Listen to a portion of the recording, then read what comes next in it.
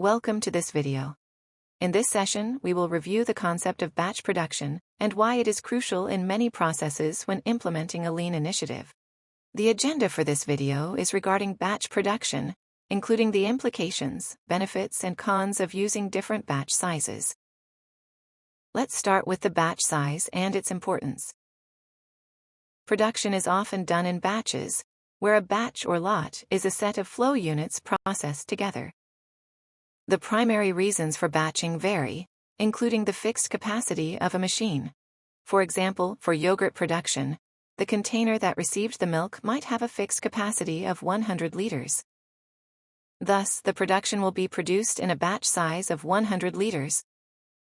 The raw material comes from the source in batches, such as grape harvesting for wine production. Additional reasons for batching are maintenance. We might have specialized equipment that requires regular maintenance. Thus, we produce ahead of time to conduct the maintenance. Batch production is also justified by the setups required for machine adjustments when changing from one product to another in the same production line, machine, or work cell. Let's start with a simple example. A metal propeller process consists of two main steps. The first is machining, where the base and the propeller head are machined using the same machine. Both the base and the propeller head require 3 minutes, so the whole propeller takes 6 minutes. The second step is assembly, where all components are put together. This step takes 6 minutes and 40 seconds to complete. There is an inventory of raw materials and finished goods at the beginning and the end of the process.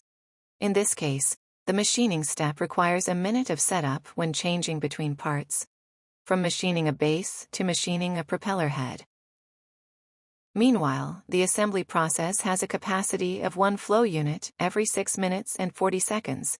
That is, 16.667 minutes per unit, or 0.15 units per minute.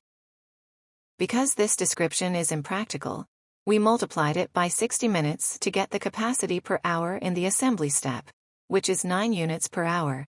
Now, let's see the implications of using different batch sizes for the step that requires setups, the machining step. First, we will alternate between parts using a batch size of 1 unit flow. Note that to machine a base, we require 1 minute for the initial setup, which is the red square in the figure. Then, 3 minutes are needed to machine a first base. After that, we require 1 minute for setup, and then 3 minutes to machine the first propeller head. In summary, we require 8 minutes to complete the base and the propeller head. To calculate the capacity of the machining step, we need to divide the number of flow units produced by the required time period. For the batch size of 1 flow unit, we required 8 minutes to machine 1 flow unit.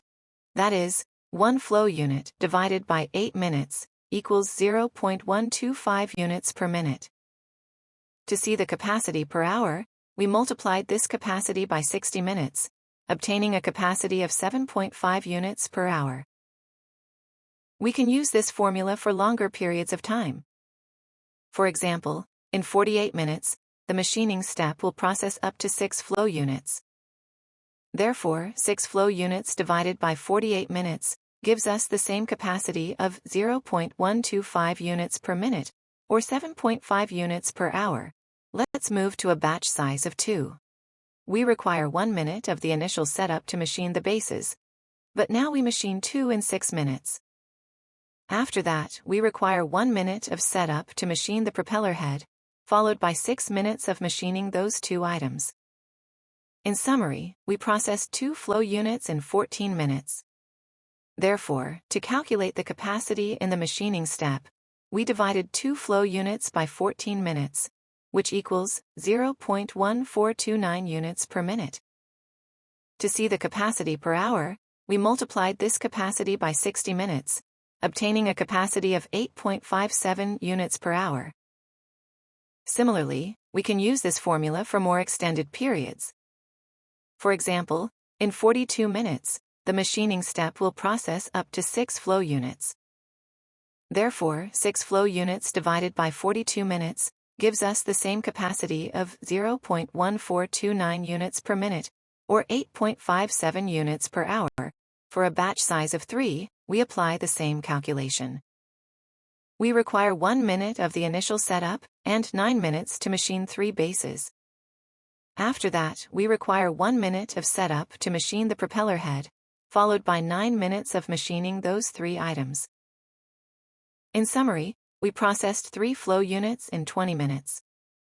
Therefore, to calculate the capacity in the machining step, we divided 3 flow units by 20 minutes, which equals 0.15 units per minute. To see the capacity per hour, we multiplied this capacity by 60 minutes, obtaining a capacity of 9.0 units per hour.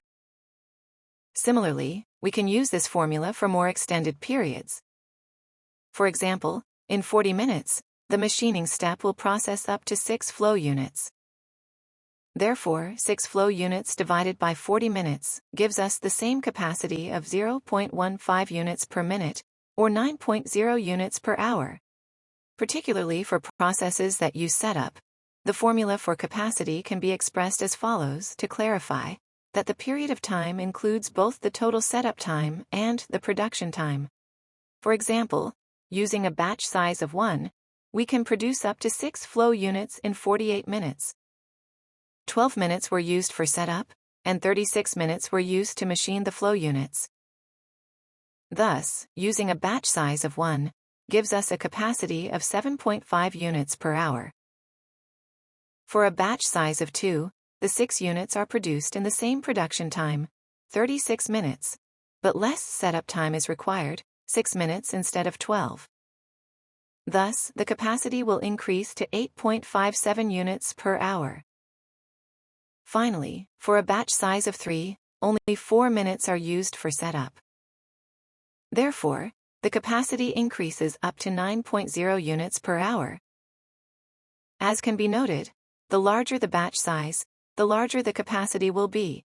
An alternative way to estimate the capacity when using setups is to break down the total period of time as follows. We multiply the batch size by the process time per flow unit, and then sum the required setup time.